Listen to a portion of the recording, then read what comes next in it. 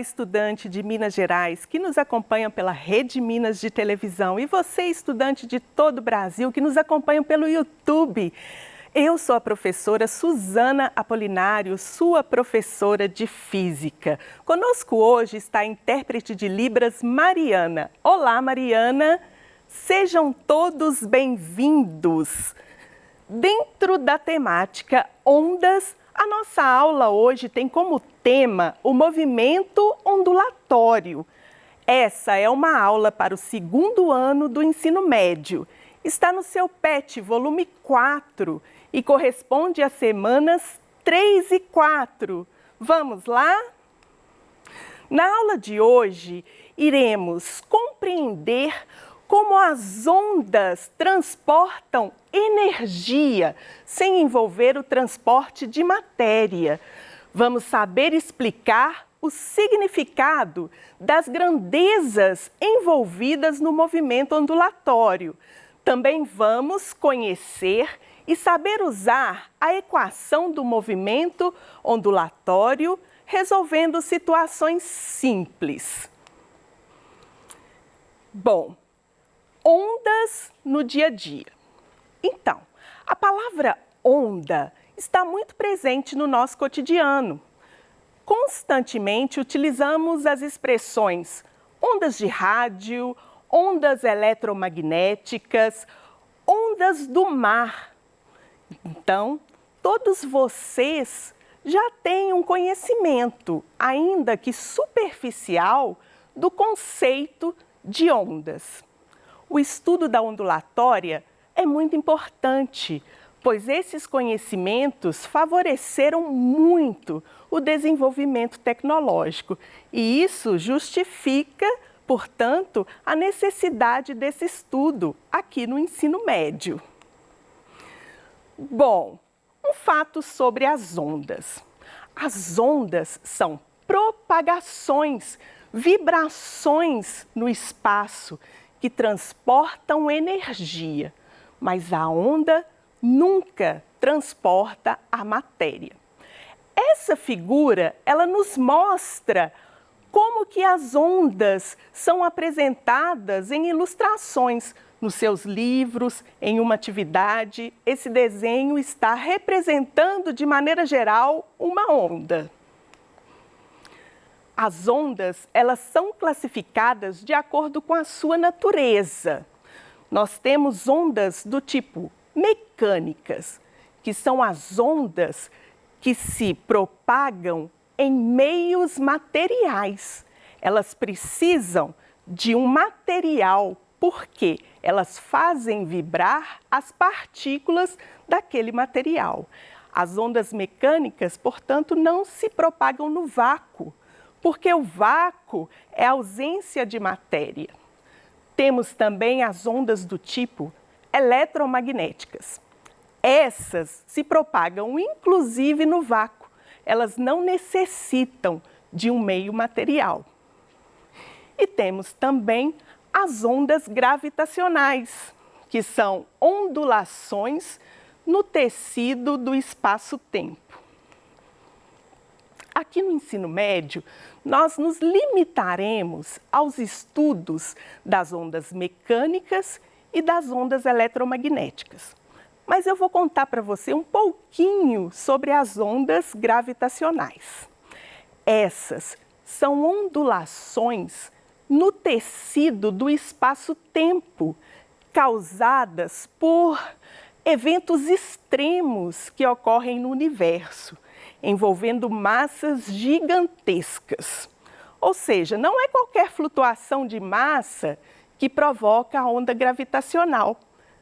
É necessário o envolvimento de corpos extremamente massivos, em eventos extremos, como, por exemplo, a colisão, a fusão de buracos negros. Não é simples detectar as ondas gravitacionais. A primeira vez que elas foram detectadas foi em 2015, no Observatório de Ondas Gravitacionais por Interferômetros a Laser, situado nos Estados Unidos. E os cientistas só conseguiram detectar essas ondas após 50 anos de muito estudo, muito trabalho e muito empenho. Isso porque a gravidade, dentre as 4 forças fundamentais da natureza, é a mais fraca de todas. Mas é interessante saber sobre as ondas gravitacionais. Bom, voltando aqui, as ondas mecânicas e as ondas eletromagnéticas, certo? Essas ondas classificam-se de acordo com a sua direção de propagação no espaço. Por exemplo, nós temos ondas que são unidimensionais. Essas propagam-se em uma dimensão do espaço. Temos ondas bidimensionais, que são aquelas que propagam-se em 2 dimensões do espaço, em um plano. E temos as ondas tridimensionais, propagando-se nas 3 dimensões do espaço. Essa figura, ela nos mostra uma onda bidimensional. Observe, uma gota d'água vai cair na superfície de um líquido. E assim vão gerar essas ondas que propagam-se na superfície da água. Esse é um exemplo, portanto, de uma onda bidimensional. Ondas tridimensionais, aquelas que propagam-se nas 3 dimensões do espaço, nós temos aí uma figura ilustrando. Por exemplo, é uma onda eletromagnética, nas 3 dimensões simultaneamente. As ondas podem ser classificadas de acordo com a direção de propagação. Nós teremos, então, as ondas classificadas como longitudinais. O pulso vibra paralelamente à sua direção de propagação. Nós teremos as ondas transversais. Nesse caso, o pulso, ele vibra perpendicularmente à sua direção de propagação, ou seja, a direção de propagação da onda. Bom, essa animação nos mostra uma onda transversal. Observe, pode ser, por exemplo, uma onda propagando-se numa corda. Observe esse ponto azul.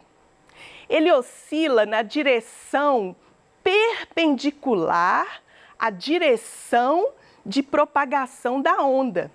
Ele sobe e desce, mas um fato importantíssimo. Consideremos que seja uma corda.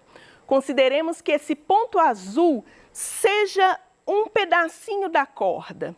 A gente observa que enquanto a onda passa, ele apenas oscila para cima e para baixo, mas ele não segue junto com a onda. E isso então vai nos demonstrar que a onda é uma propagação de energia e não transporta a matéria. Esse é um fato importantíssimo sobre as ondas.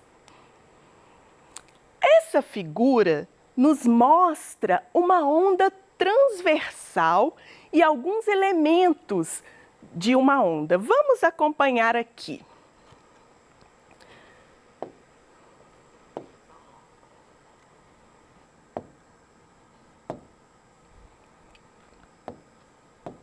Bom, observe na figura. Eu tenho uma seta horizontal que está indicando a direção de propagação da onda. Eu tenho uma perturbação que oscila na direção perpendicular à propagação da onda. Essa perturbação, então, ela oscila aqui para cima e para baixo e faz gerar essa onda que segue na direção horizontal. Alguns pontos importantes da onda.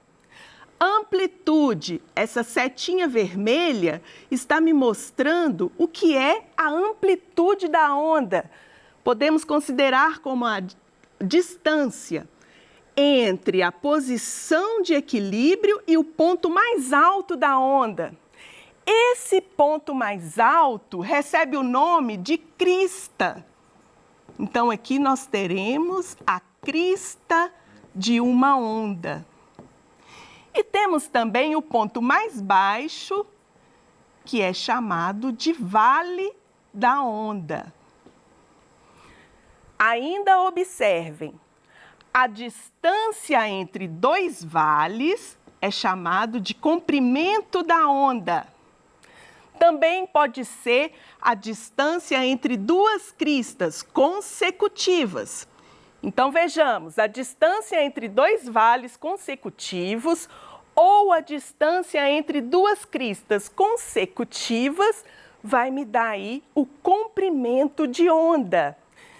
Nós utilizamos a letra grega, lambda, para designar comprimento de onda. Comprimento de onda. O comprimento de onda também pode ser uma oscilação completa. Vou marcar aqui na figura.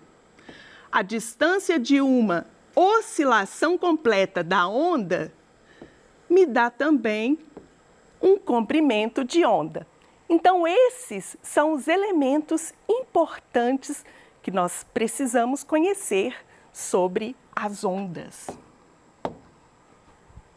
Seguindo. Essa figura nos mostra uma onda longitudinal. Veja, nós temos aqui a perturbação paralela à direção de propagação da onda. Então, surgem impulsos que propagam-se paralelamente à direção de propagação da onda.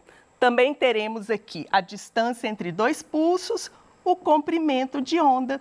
Nós utilizamos a letra grega lambda.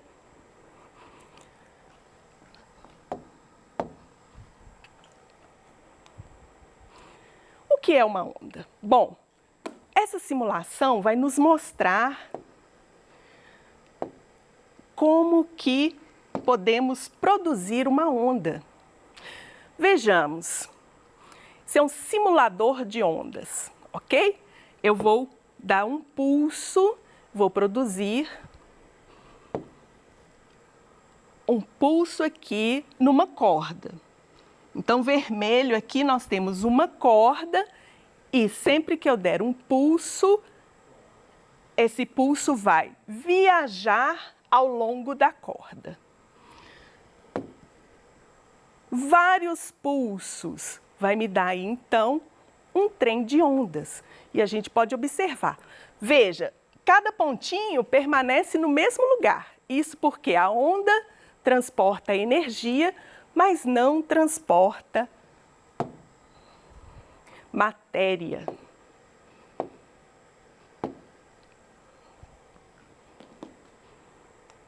Grandezas associadas ao movimento ondulatório. Bom, a onda está em movimento, então ela vai ter uma velocidade. Essa velocidade é medida no Sistema Internacional de Unidades de Medida. A velocidade é medida em metros por segundo. Bom, a onda também vai ter uma frequência. E o que é a frequência da onda? É o número de oscilações completas em um intervalo de tempo. Então, se em um segundo a onda executar 10 oscilações completas, eu posso falar que a frequência dela é de 10 oscilações por segundo. Oscilações por segundo me dá uma unidade de medida de frequência no sistema internacional chamada Hertz. Então, vejamos. A frequência da onda, eu utilizo a letra F. A unidade de medida no sistema internacional é Hertz, quando a unidade de tempo for o segundo. Porque o segundo também é unidade de medida de tempo no sistema internacional de unidades de medida. Mas pode ser em minutos, sim. Mas para transformar em hertz, eu preciso transformar o tempo em segundos. Não se esqueça. Lambda, como eu já mostrei para você, é o comprimento de onda. E no Sistema Internacional de Unidades de Medida, esse comprimento de onda é medido em metros. Período de uma onda é o tempo gasto para uma oscilação completa, medido em segundos. E agora eu apresento para vocês a equação do movimento ondulatório. A velocidade da onda é igual ao produto do seu comprimento de onda vezes a frequência. Essa velocidade é medida em metros por segundo. Bom, vou resolver aqui um exemplo simples de aplicação da equação do movimento ondulatório. Leia comigo esse exemplo. Um oscilador executa 10 oscilações por segundo, dando origem a uma onda que se propaga em uma corda com velocidade de 5 metros por segundo. A letra A me pergunta, qual a frequência dessa onda? Bom, de acordo com o conceito de frequência, é o número de oscilações por unidade de tempo. Aqui a unidade de tempo foi segundos, então nós teremos 10 oscilações por segundo, teremos que a frequência dessa onda vai ser, portanto, 10 Hz. Ok? Resolvido aí a letra A, porque ele me informou aqui na situação.